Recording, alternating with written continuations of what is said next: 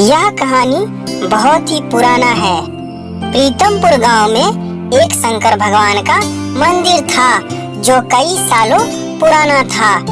जब कभी भी गांव पर कोई परेशानी आती, उस मंदिर से एक रोशनी चारों तरफ फैल जाती और रोशनी इतनी तेज होती कि कोई भी उस रोशनी के सामने टिक नहीं पाता था।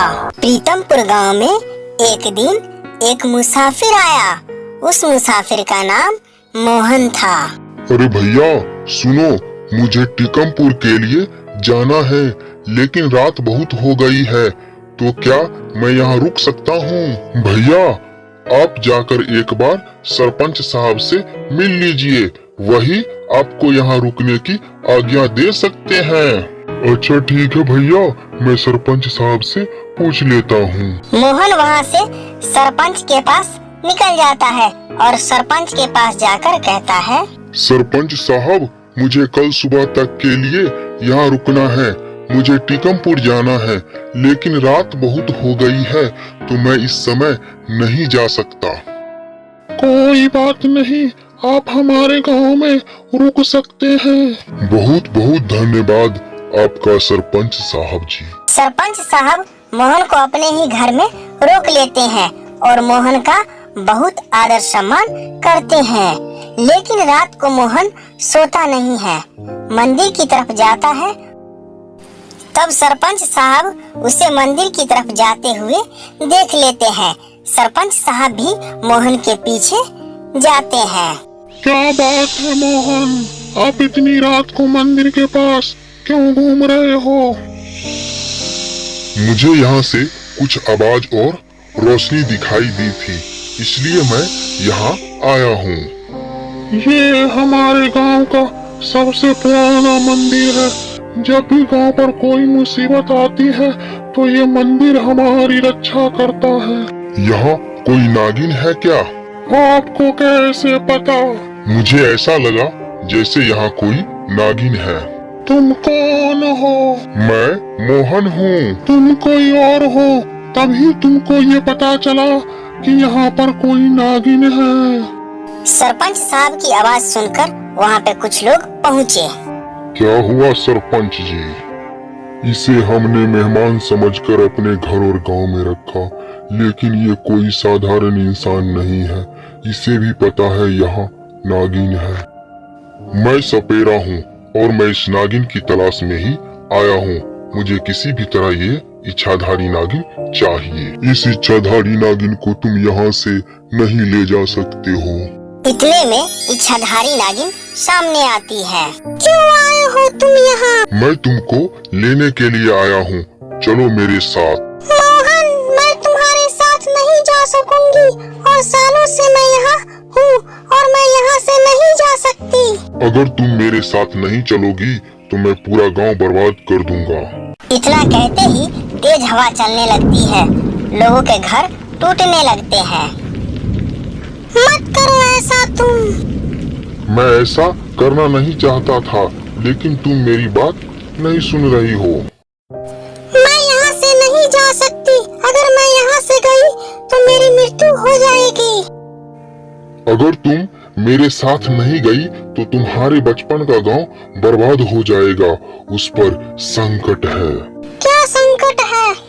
वहाँ एक अघोरी ने अपना डेरा डाल लिया है और वह लोगों को बहुत परेशान करता है। अगर तुम नहीं आई तो वो सबको मार डालेगा।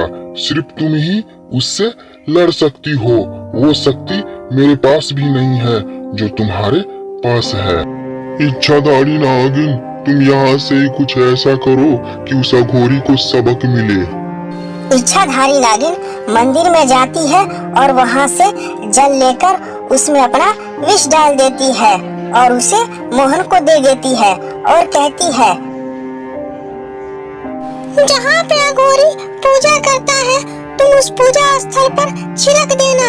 अगर अघोरी की नीयत खराब होगी तो उसकी सारी शक्तियाँ चली जाएंगी। मोहन उस जल को लेकर वहाँ उस अघोरी के पास जाता है जहाँ वह पूजा करता है। अघोरी, तुम लोगों को शराब पिलाना बंद करो, इससे गांव के लोगों की मौत हो रही है। तुम कौन होते हो मेरे बीच में बोलने वाले? मैं ऐसा ही करता रहूंगा। ऐसा बोलते ही ये मुझे क्या हो रहा है? कोई मुझे बचाओ, मेरी शक्तियाँ खत्म हो रही है। मैं कुछ भी नहीं समझ पा रहा हूँ। और अघोरी को लकवा हो जाता है और उसका शरीर नीला पड़ने लगता है। वह जमीन पर गिर जाता है। अघोरी, तुम साधारण इंसान हो और अब तुम हमारा कुछ नहीं बिगाड़ सकते। तुम्हारी एक गलती ने तुम्हारी सारी शक्तियाँ खत्म कर दी। इतने में नागिन की छाया सबको दिखाई देती है। ये तुम्हारे कर्मों का फल है। मोहन ने तुमको पहले ही समझाया था। मैंने अपने पैर पर खुद ही कुल्हाड़ी मार दी। नागिन, मुझे माफ कर दो, मुझे बचा लो और मेरी शक्तियाँ मुझे वापस कर दो। मैं तुम्हारी जान बचा सकती, लेकिन तुम्हारी शक्तियाँ तुमको वापस नहीं दे सकती। जो होना था हो गया। अब तुम फिर से तपस्या करो और फिर तुम्हें तुम्हारी शक्तियाँ वापस मिलेगी। अघोरी को ऐसा सुनकर अपनी गलती का एहसास होता है। वो सबसे माफी मांगता है और इच्छाधारी नागिन से भी माफी मांगता है। ऐसे इच्छाधारी नागिन 2 गांवों की रक्षा करती है।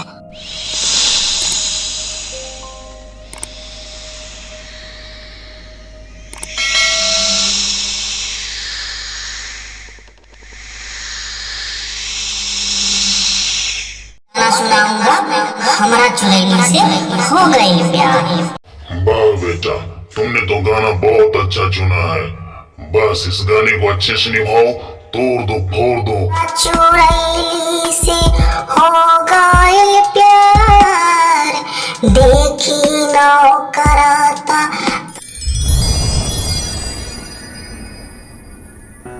भूतिया इंडियन आइडल में आपका वेलकम है।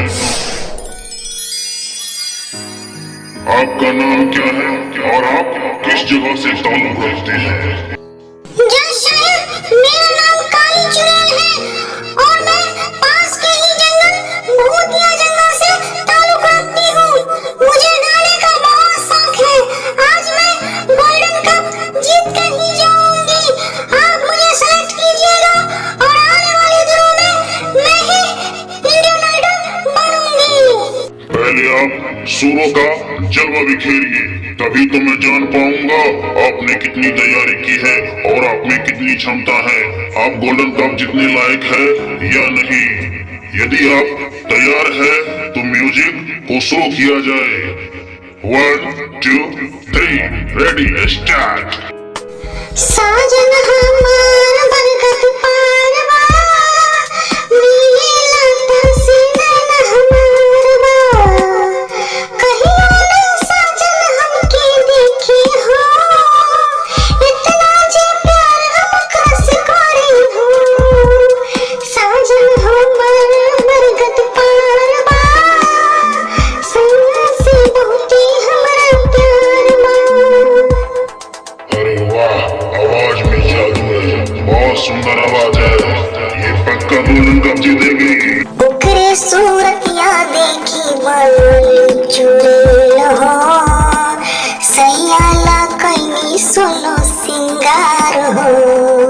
सजना तू अब बरगद पार से, चलो न कोई दोनों प्यार हो। भूतों के शहर में घर हो, आवा ना अपना तू घर हो। अरे वाह, क्या बात है। काली चुड़ैल की आवाज में जादू है, जादू।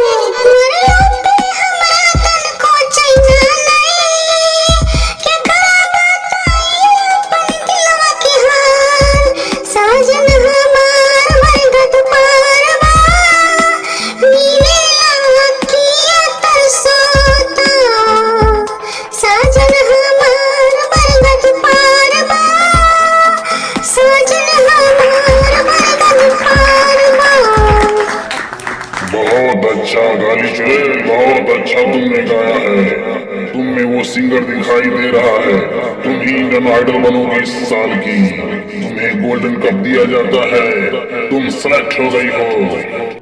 हाँ काली चुड़ैल, तुम बहुत अच्छा गाना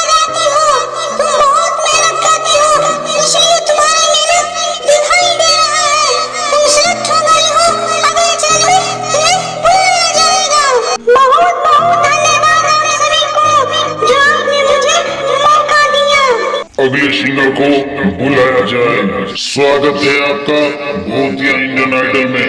आपका नाम क्या है और आप क्या सुनाने वाले हैं? जज साहब, मेरा नाम चिकू भूत है और मैं गाना सुनाऊंगा हमारा चुड़ैली से हो गई प्यार। वाह बेटा, तुमने तो गाना बहुत अच्छा चुना है। बस इस गाने को अच्छे से निभाओ, तोड़ दो फोड़ दो और ये इंडियन आइडल जीत कर ले जाओ। गाने के लिए तैयार हो तो म्यूजिक 1 2 3 स्टार्ट।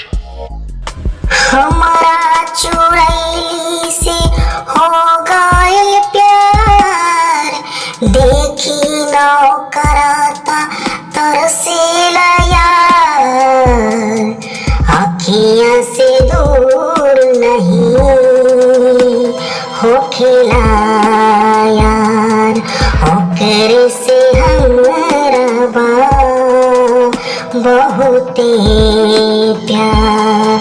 हमारा चुड़ैली से हो गए प्यार, देखी नौकराता तरसेला यार।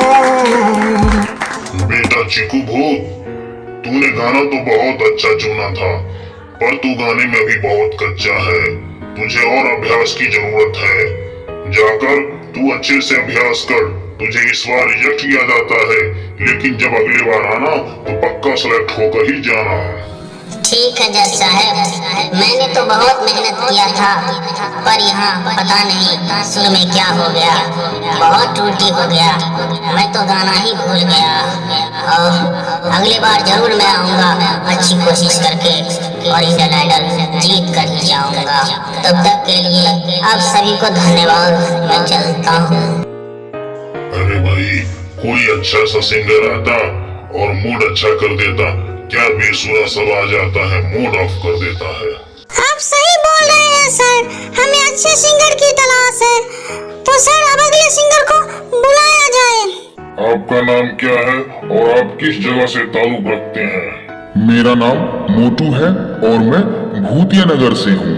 तो मोटू जी, आप क्या सुनाने वाले हैं?